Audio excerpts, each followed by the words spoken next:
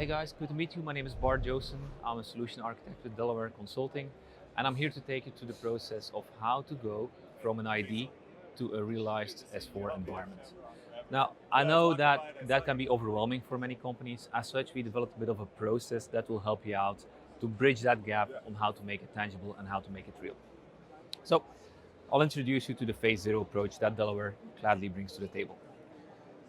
Like I shared before, setting up a plan to go from an ID to S4 takes some efforts, and there's quite a few challenges going into that model. People struggle with, how do we approach this? How do we phase this? How do we structure this? Also, there's that lovely little element on how much effort will it take, both from a internal and from an external point of view. And last but not least is, can we get the internal support in place to make this happen, to make this real? So all of these and many more are challenges that customers face as they navigate to S4. So in order to help you out, we have a model that's called a phase zero. It's taking a structured approach to getting these questions answered. The question that you're struggling with, we're going to build tangible results on how to take it forward. So specifically, we built a 5-step plan on how to be successful in internally defining what your roadmap should look like. We have a vision, which results into a discovery. We're going to quantify, and at the tail end of this, you can orient and define a path forward. So specifically for the phase zeros, we're going to take a look at what it will take to make it happen on the business processes side, the data side, the technology side, and the people side. And in the end, we'll take a look at the benefits as well. What does the newer, latest and greatest S4 SAP iteration bring to the table? What benefits will a company get? Both with new features that are available or by process redesign. So if we deep dive into this phase zero, this will net us the quantifiable actions to go to that full roadmap. I'm not going to go over each and every one of those, but like I shared before, our approach allows you to deep dive and step into each and every of these objects. For example, we'll take a look at the business processes. At the tail end, you'll have a process map, a scoping design. We'll also indicate some future optimizations, meaning is there new features available since you deployed ECC X amount of years ago, and to what extent would the company benefit from those features. Let's never forget about data, especially if you have to harmonize multiple ERP systems into one future system. Data has to be front and center from day one. Furthermore, we'll take a look at what does your technology stack look like, and more importantly, we'll take a look at what does your roadmap and your future plan on technology looks like. Are there any applications ready for decommissioning? Is there any harmonization capabilities? On the fourth point, we'll take a look at the human side of things. What will it take an organization to change? Because in the end, let's not forget, this is still a people project. It's not an IT project. So how seamlessly will your end user be impacted? What about your customers? So we'll take a look at that as well. And in the end, we're going to tie it all together and quantify it with tangible benefits. So you not only have a full picture on what the cost side of this engagement look like, but you could also see what savings you could make, both one-time savings and then possibly recurring savings as well. So this is the approach into phase zero. Now, specifically, what does it take? How do we make it happen? How do we work together to make it happen? Typically, you'll see we'll come in with a 3 to 4 week plan on building the deliverables. The first 2 weeks are spending time together, talking to each other. We'll take a look at the work streams. So by work stream, we'll go and take a look at which processes we have, which ones are unique, which ones are standardized, which ones are highly customized. Typically, then we take a week for some very specific, detailed assessments. Is there any lingering topics that need further discovery? Are there any key decisions that we can make that can actually fast track some of that future deployment? And then as we wrap up on our analyze, you start seeing us building a bit of a roadmap, a plan. And what's your timeline? How will we how we will structure the different waves? How will we get things to tie together? And then we'll bring the outputs. Typically, we do 2 or 3 versions of the outputs. We, of course, involve all the people that have shared their information with us. And then we go in with a few more strategic sessions to take a look at what it would take for you to go forward.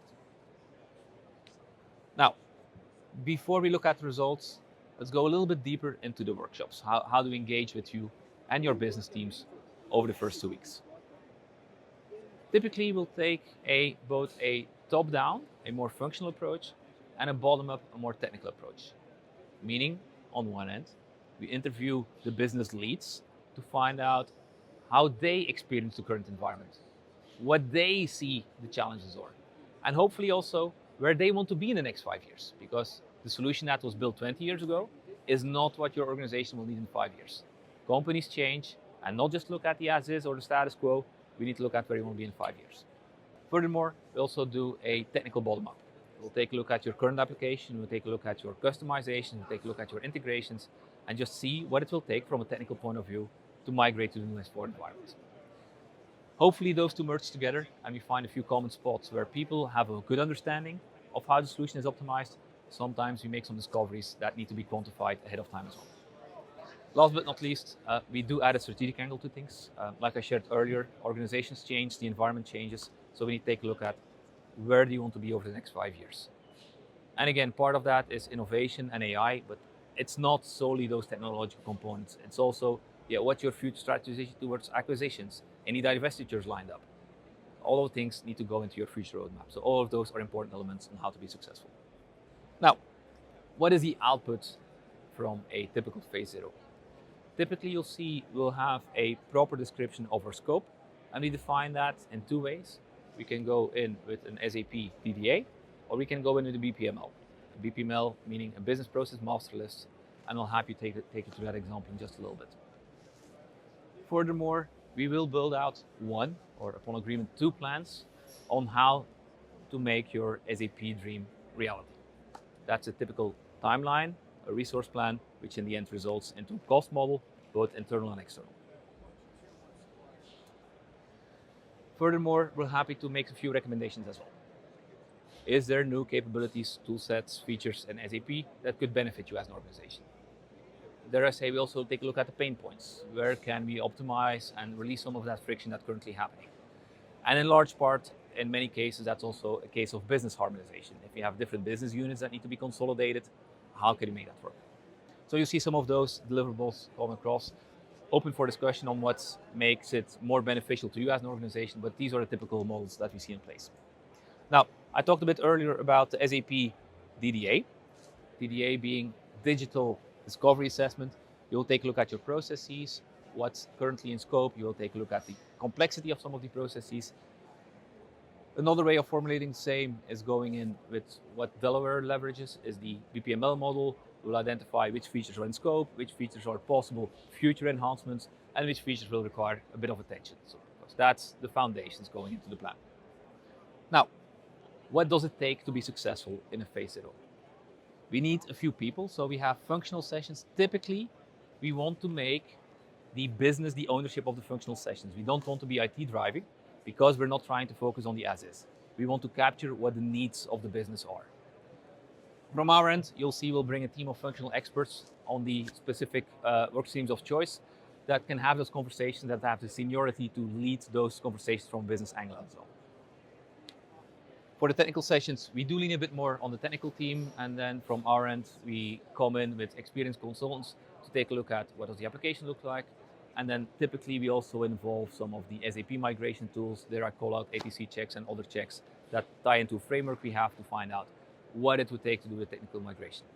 I don't want to go down the path of a brownfield conversation versus a greenfield conversation, but you'll see some of that trickle down to these resource requirements.